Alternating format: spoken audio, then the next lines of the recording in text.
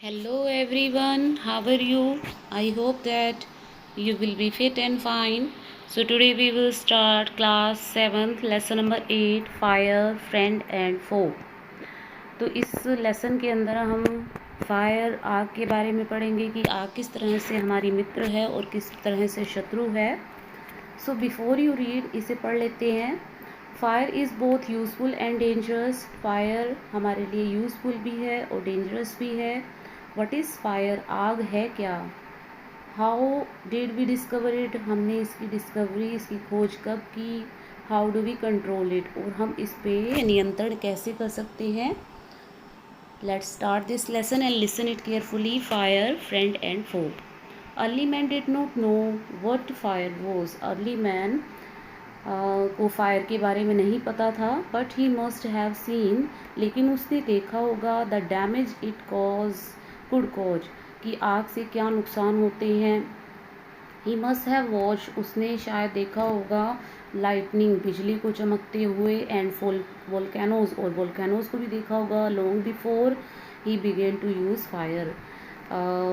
Fire के use करने से पहले उसने बिजली को चमकते हुए वोल्केनो को भी देखा होगा जिसमें से लावा निकलता है. Fire was powerful and dangerous. आग शक्तिशाली थी और डेंजरस भी थी. एंड ही वॉज फ्राइटेंडेड, और वह आग से डरा भी था. ये सब जानते हैं कि जब अर्ली मैन को आग का यूज़ करना नहीं आया था तो वह फायर से क्या डरता था. Fire may have puzzle early man. Early man जो था वह फायर के प्रति कुछ पजल था. पजल होता है जैसे कि वह कुछ कंफ्यूज था. बट वी नो अब हम जानते हैं that the fire is the result of a chemical reaction. तो आग के बारे में आज सब लोगों को पता है कि आग किस वजह से लगती है या कैसे बनती है. केमिकल रिएक्शन की वजह से बनती है. When the oxygen in the air combines with carbon and hydrogen in a fuel, जब ऑक्सीजन जो कि हवा में होती है वह कंबाइन कर जाती है किसके साथ? कार्बन और हाइड्रोजन के साथ. इन अ फ्यूल में a chemical reaction take place. इससे क्या होता है? केमिकल रिएक्शन होता है. फ्यूल क्या होता है? फ्यूल होता है ईंधन. Energy in the form of heat and light is release in this process.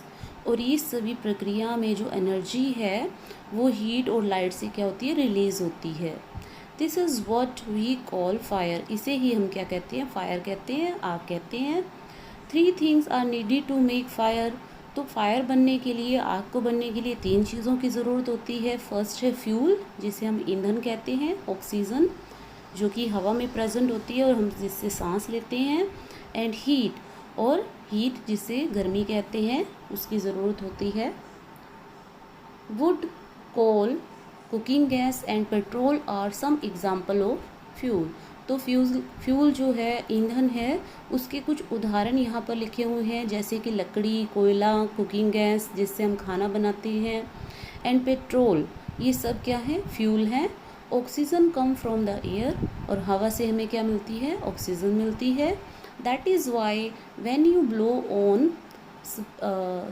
smoldering paper, it often burnt into flame. और इसी तरह से जब कोई प्रयोग करते हैं, जैसे कि अगर जलते हुए कागज़ के ऊपर आप क्या करते हैं? उस पर फूंक मारते हैं तो वो और भी ज़्यादा जलने लग जाता है. The third things needed to make fire is heat. तो तीसरी चीज़ फायर को बनने के लिए किसकी ज़रूरत होती है? हीट की ज़रूरत होती है. Fuel and oxygen do not make fire by themselves. Fuel और ऑक्सीजन से फायर नहीं बनती. और एल्स अ न्यूज़पेपर और a stick lying in the open could catch fire on its own. अगर हीट नहीं होगी तो जैसे देखिए न्यूज़पेपर होते हैं या मैस्टिक्स होती हैं, अगर उनको ओपन में छोड़ दिया जाए तो उनमें फ़ायर अपने आप नहीं लग सकती. उनको किस चीज़ की ज़रूरत होती है? हीट की ज़रूरत होती है. To burn a piece of paper और वुड. किसी भी पेपर को जलने के लिए या वुड को, लकड़ी को जलने के लिए we heat it before it catches fire. हमें इसे क्या करना देना होगा? हीट देनी होगी जिससे कि इसमें क्या लग जाए? आग लग जाए. We generally do it with a lighted match. जैसे कि अगर मैच बॉक्स या माचिस को जलाते हैं तो उसको हमें क्या देनी होगी, हीट होगी, तभी वो जलेगी। Every fuel has a particular temperature at which it begins to burn. तो हर जो फ्यूल है, ईंधन है, उसे एक विशेष टेम्परेचर की ज़रूरत होती है जिससे कि वो जलता है। This temperature is called the flash point, और इस टेम्परेचर को हम फ्लैश पॉइंट कहते हैं, और kindling temperature of the fuel. It is sometimes said that the fire is good servant but a bad master। और एक कहावत भी है जिसे कहा जाता है कि जो आग है वो हमारी अच्छी नौकर तो है, लेकिन वो हमारे लिए अगर वो हम पे हावी हो जाती है, हमारे कंट्रोल से बाहर हो जाती है, तो वह हमारे लिए बैड मास्टर भी बन जाती है। It only means that fire is very useful as long as it is kept under control। तो यहाँ पर कहा गया है कि इसका मतलब ये है कि अगर फायर हमारे कंट्रोल में रहती है तो वो हमारे लिए बहुत ज़्यादा यूज़फुल है। फॉर इंस्टेंस यहाँ पर उदाहरण दे रखे हैं, देखिए, we use it to cook our food. देखिए, हम खाना बनाने के लिए किसका यूज़ करते हैं, फायर का, आग का यूज़ करते हैं।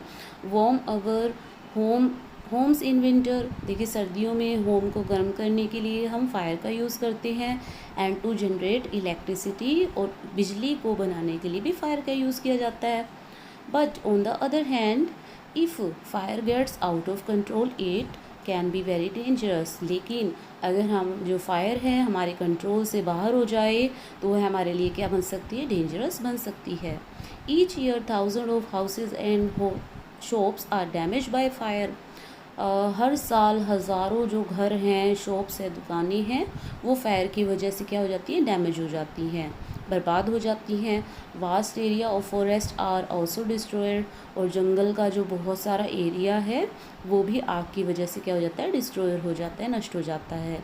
जैसे आपने सुना भी होगा कि जंगलों में अपने आप आग लग जाती है, तो उससे क्या होता है, देखिए, जंगल का तो नुकसान होता ही है, और इसी तरह से तो जितने जंगली जानवर होते हैं वो भी मारे जाते हैं। Hundreds of peoples are killed और इंजर्ड। और आग से बहुत सारे लोग मारे भी जाते हैं और बहुत सारे लोग घायल भी हो जाते हैं। Just as three things are needed to start a fire, there are three main ways in which a fire can be put out। देखिए, तीन हमने ऐसे चीज़ें पढ़ी जो कि फायर के लिए बहुत ज़रूरी है, आग को जलने के लिए ज़रूरी है। पहली हमने क्या पढ़ी थी, फ्यूल, और दूसरी क्या थी, ऑक्सीजन, और तीसरी क्या थी, हीट। और देखिए, इसी तरह से जो फायर है उसको हम अगर कोई भी इन तीनों में से कोई भी चीज़ ना मिले तो क्या होगा, फायर, आग नहीं लगेगी। In each one of three things needed for burning it taken away. अगर इन तीनों में से कोई भी चीज़ ना हो, अगर हीट ना हो, फ्यूल ना हो या ऑक्सीजन ना हो, तो बर्निंग नहीं होगी, आग नहीं लगेगी।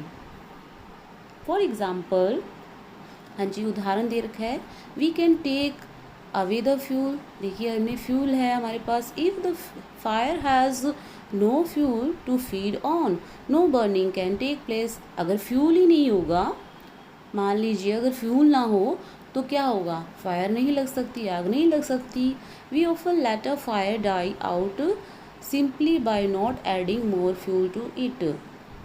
अगर देखिए फ्यूल ना हो तो क्या होगा, फायर का कोई भी चांस ही नहीं होगा कि फायर, आग लग सके। The second way of putting out a fire is to prevent oxygen from reaching it. तो दूसरा वे क्या है, अगर फ्यूल हो लेकिन उस तक ऑक्सीजन ना पहुँचे तो क्या होगा, तब भी फायर नहीं लग सकती, आग नहीं लग सकती। No supply of oxygen means no fire. अगर ऑक्सीजन नहीं है तो फायर भी नहीं है, आग भी नहीं है। Small fires can be put out और smoothed with a damp blanket or a sack। देखिए, जब कहीं थोड़ी बहुत फायर लग जाती है तो उसको हम किससे, ब्लैंकेट से, किसी कंबल से या रेत से उसको हम क्या कर सकते हैं, बुझा भी सकते हैं। This stop oxygen reaching the burning material. इससे क्या होता है, जो ऑक्सीजन होती है ना, वो बर्निंग, जो जलता हुआ कोई मटेरियल है वो उस तक नहीं पहुंचती। जैसे कि अगर कोई चीज़ है जल रही है, उसके ऊपर हम कोई ब्लैंकेट या कंबल डाल दें या उसके ऊपर रेत डाल दें ना, तो उस पर क्या होगा, उसमें ऑक्सीजन नहीं पहुँच पाएगी और जो आग है वो अपने आप बुझ जाएगी। Sometime carbon dioxide is use to extinguish fire. कई बार हम कार्बन डाइऑक्साइड का यूज़ करते हैं फायर को बुझाने के लिए।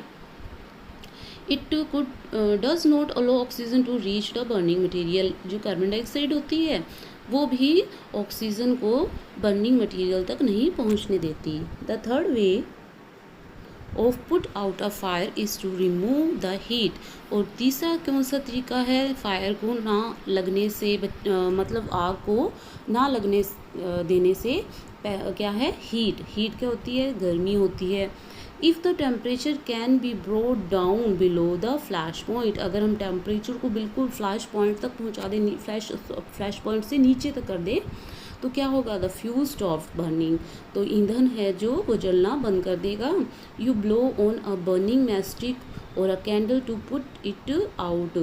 देखिए, अगर क्या होगा कि अगर मैस्टिक्स है या कैंडल है, उसको हम किससे जलाते हैं, कि क्या चाहिए हमें, हीट चाहिए, गर्मी चाहिए। अगर वो गर्मी ही उन्हें नहीं मिलेगी तो क्या होगा, ना तो मैस्टिक जलेगी और ना ही कैंडल जलेगी। In doing so you remove the hot air around the flame bringing down its temperature below the flash point. और अगर हम उसके टेम्परेचर को फ्लैश पॉइंट से बिल्कुल नीचे तक कर दें, फ्लैश पॉइंट वो होता है जैसे कि जहाँ पर आग लग ही नहीं सकती, अगर उतना टेम्परेचर हो तो कैंडल गॉज आउट, तो कैंडल नहीं जलेगी। Some time water is spread on a fire. कई बार हम जो पानी है उसका यूज़ करते हैं आग को बुझाने के लिए। इट ऑब्जॉर्व हीट, यह हीट को ऑब्जॉर्व करता है फ्रॉम द बर्निंग फ्यूल, जलते हुए फ्यूल से। एंड लोअर द टेम्परेचर, और टेम्परेचर को क्या कर देता है, कम कर देता है। The blanket of water also cut off the supplying of oxygen. और जो वाटर होता है वो ऑक्सीजन की जो सप्लाई है उसको भी कम कर देता है। And the fire is extinguished, और जो फायर है, आग है, वो बुझ जाती है। Some fires can not be put out with water. लेकिन कई जो आग होती है ना वो पानी से नहीं बुझती। If water is spread on to an oil fire. देखिए, अगर जैसे ऑयल है, तेल है, अगर उसके अंदर आग लग जाती है, अगर उसके अंदर हम पानी डालते हैं ना तो वो आग बुझती नहीं है। The oil will float to the top of the water, क्योंकि जो ऑयल है, तेल है, वो पानी के ऊपर ही तैरता रहता है।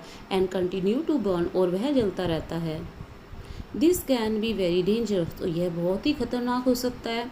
Because water can flow quickly, क्योंकि जो पानी है वो तेज़ी से बहता है। Carrying the burning oil and with it and spreading the fire. और जो पानी, आपको पता है कि अगर वो तेज़ी से फ्लो होगा तो जो ऑयल है वो भी उसके साथ साथ बहता रहेगा और फायर क्या होगी, आगे बढ़ती जाएगी। Water should also not be use on fires cause by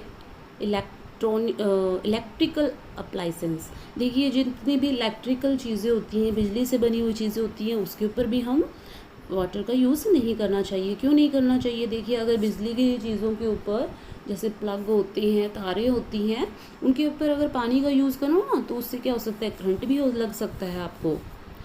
the person spraying water must receive an electric shock. देखिए, इसमें लिखा हुआ है कि इलेक्ट्रिक शॉक भी लग सकता है एंड बी किल्ड, और किसी व्यक्ति की जान भी जा सकती है अगर हम पानी का यूज़ किसके ऊपर करते हैं, बिजली से बनी हुई चीज़ों पे करते हैं।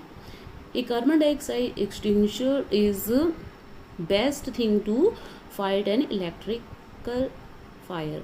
अगर बिजली से कोई आग लग जाती है तो उसके ऊपर हमने किसका यूज़ करना चाहिए, कार्बन डाइऑक्साइड का यूज़ करना चाहिए। जैसे कि आपने सिलेंडर भी देखे होंगे ना, जो रेड कलर के होते हैं, उनके अंदर क्या होती है, कार्बन डाइऑक्साइड होती है। और अगर बिजली की किसी अप्लाइसेंस पे, किसी पे आग लग जाए तो हम उस कार्बन डाइऑक्साइड से भरे हुए सिलेंडर का यूज़ करते हैं उस आग को बुझाने के लिए।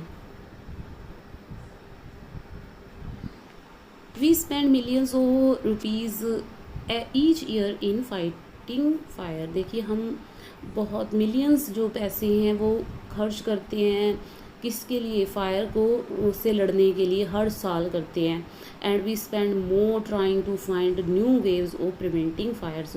और हर साल हम नए नए तरीके ढूंढते हैं कि किस तरह से आग से बचा जा सके from happening and getting out of control. अगर ये हमारे कंट्रोल से बाहर हो जाती है तो हम बहुत सारे नए नए तरीके भी सोचते हैं। On the whole we have learned rather well to control fire. इससे अच्छा है कि हमें क्या करना चाहिए कि फायर पे किस तरह से कंट्रोल किया जा सके, यह हमें सीखना चाहिए। And put it to good use in our everyday life. और हमें इसका अपने जीवन के अंदर अच्छी तरह से यूज़ करना चाहिए। Long ago there were no fireman. देखिए पहले समय जो फायरमैन होते हैं वो नहीं होते थे। व्हेन फायर ब्रोक आउट, जब भी आग लग जाती थी, everybody become a fire fighter. सभी क्या बन जाते थे, फायर फाइटर बन जाते थे। People formed human chains. तो मनुष्य क्या करता था, वो ह्यूमन चेन बना लेता था। They still to do if require, मतलब बहुत जो ज़रूरत होती थी वो उस चीज़ का यूज़ करते थे। And passed bucket of water from a well और अपॉन टू द ब्लैस। देखिए वो क्या कर सकते थे, बकेट का यूज़ करते थे, पानी से भरी हुई बाल्टियों का, कुएं से लाते थे पानी या पौंड से लाते थे आग को बुझाने के लिए। Now there are law about building constructions which ensure that space is left between building to reduce the fire risk। तो आजकल हम जो बिल्डिंग्स बनाते हैं उसमें भी कुछ ऐसा स्पेस छोड़ दिया जाता है जहाँ पर क्या होता है, जो बिल्डिंग है ना उसमें किस तरह का जो है फायर है उससे, आग से बचने के लिए कुछ जो स्पेस है वो छोड़ दिया जाता है। एवरी न्यू बिल्डिंग, हर जो न्यू बिल्डिंग होती है, specially a public place, public places देखे हैं आपने, जैसे कि बहुत सारे होते हैं, रेलवे स्टेशन भी होते हैं या फिर बस स्टैंड होते हैं, ये सारे हमारे क्या है, पब्लिक प्लेसेस है। Must ensure observance of fire, वहाँ पर भी आग से बचने के लिए कुछ प्रिवेंशन नॉर्म्स लिखे होती हैं, नियम बनाए होती हैं। Bands of fire fighters worker with special equipments, जो फायर फाइटर्स होते हैं उन्हें स्पेशल इक्विपमेंट्स दिए जाते हैं, नोन एज फायर ब्रिगेड्स। इन्हें फायर ब्रिगेड की जो आपने गाड़ी भी देखी होगी ना, आग बुझाने के लिए यूज़ की जाती है। Are there to put out fire, ये फायर को बुझाने का काम करती हैं। Fire fighters are highly train people, जो फायर फाइटर्स होती हैं, आग बुझाने वाले होते हैं, उन्हें अच्छी तरह से ट्रेनिंग दी जाती है। दे पोजेस मैनी स्किल, उन्हें मतलब बहुत अच्छी तरह से सिखाया जाता है आग से लड़ने के लिए। दे कट ऑफ इलेक्ट्रिसिटी सप्लाई, पहले तो वो क्या करते हैं, इलेक्ट्रिसिटी सप्लाई होती है ना उसको कट ऑफ कर देते हैं। नोक डाउन डेंजरस वॉल, और जो डेंजरस जो चीज़ें होती हैं, वॉल होती हैं, उनको भी क्या कर देते हैं, पहले वो गिरा देते हैं। स्प्रे वाटर, पानी फेंकते हैं। And other materials to bring fire under control, और फायर को कंट्रोल करने के लिए बहुत सारी चीज़ों का यूज़ करते हैं। They are also trained in first aid, so that उन्हें फर्स्ट एड भी ट्रेनिंग दी जाती है। ये देखिए आपको यहाँ पर पिक्चर में दिख रहा होगा कि ये क्या है, ये ह्यूमन चेन बनाए ना, पहले देखिए, पहले ज़माने में ऐसे ही किया जाता था। अगर कहीं आग लग जाती थी तो लोग मतलब ये देखिए पानी पास कर रहे हैं आग बुझाने के लिए एक दूसरे को, इसे ह्यूमन चेन कहते हैं। They can help people suffering from Burns, तो फायर फाइटर क्या करते हैं, उनको फर्स्ट एड की ट्रेनिंग दी जाती है। डॉक्टर के आने से पहले जो फर्स्ट एड देते हैं उसी तरह उसको बोलते हैं हम फर्स्ट एड। तो वो अगर क्या करते हैं, अगर किसी व्यक्ति को आग से नुकसान हुआ है, बर्न हो गया, जल गया है, तो वह उनका इलाज भी करते हैं। और from the effects of smoke, अगर स्मोक की वजह से वो किसी व्यक्ति को नुकसान हुआ है तो उसकी मदद करते हैं। The discovery of fire and it uses helped early man to cope with nature better and gradually adopt a settle mode of life. इस तरह से जब आग का आविष्कार हुआ तो लोगों ने, मनुष्य ने क्या, नेचर के साथ अपना क्या बना लिया, एक अच्छी तरह से संतुलन बन गया और उसने अपनी लाइफ को बहुत ही ईजी बना लिया। इसकी वजह से आग का जब खोज हुई तो उसने आग का यूज़ करना सीख लिया, और आग की वजह से उसको बहुत सारी मतलब बहुत सारी उसको सहायता भी मिली अपनी चीज़ों को। पहले देखिए अर्ली मैन क्या था, वो कच्चा ही सारी चीज़ों को खा जाता था, लेकिन जब आग का आविष्कार हुआ तो वह चीज़ों को पकाकर खाने लग गया। Fire is still worshipped in many other parts of the world. देखिए फायर है ना जो आग, उसकी संसार के कुछ पार्ट्स हैं वहाँ पर पूजा भी की जाती है, हवन भी किया जाता है ना, जैसे आग जैसे हवन करते हैं और आग की पूजा करते हैं। और कई बार जैसे कि इंडिया में क्या होता है कि अगर बारिश ना आए तो हवन किया जाता है। तो बहुत सारी जैसे पार्ट हैं वहाँ पर हम आग की वर्शिप करते हैं, पूजा भी करते हैं। Fire is needed a friend but as we know, देखिए फायर हमारी क्या है, मित्र तो है ही, अगर as you but as we know, अगर हम जानते हैं इट कैन बी डेंजरस, या डेंजरस भी हो सकती है, एनिमी एक खतरनाक दुश्मन भी हो सकती है। Once it gets out of control, अगर ये हमारे कंट्रोल से बाहर हो जाए, नियंत्रण से बाहर हो जाए, तो ये हमारे लिए क्या बन सकती है, हमारी दुश्मन भी बन सकती है। हाँ जी, आई होप कि आपको ये लेसन बहुत अच्छी तरह से समझ में आ गया होगा और आपने बहुत अच्छी तरह से समझ भी लिया होगा कि जो आग है वो हमारी किस तरह से मित्र है और किस तरह से हमारी शत्रु भी है। तो आई होप कि आप, अगर आप आग का यूज़ करते हैं, फायर का यूज़ करते हैं, तो इस लेसन से आपने बहुत अच्छी शिक्षा भी ली होगी कि किस तरह से हमें आग का सही तरह से यूज़ करना चाहिए। हाँ जी, अगर आपको वीडियो पसंद आई है तो इसे लाइक और शेयर ज़रूर कीजिएगा और अपने चैनल को सब्सक्राइब करना मत भूलिएगा। Okay, thank you, have a nice day.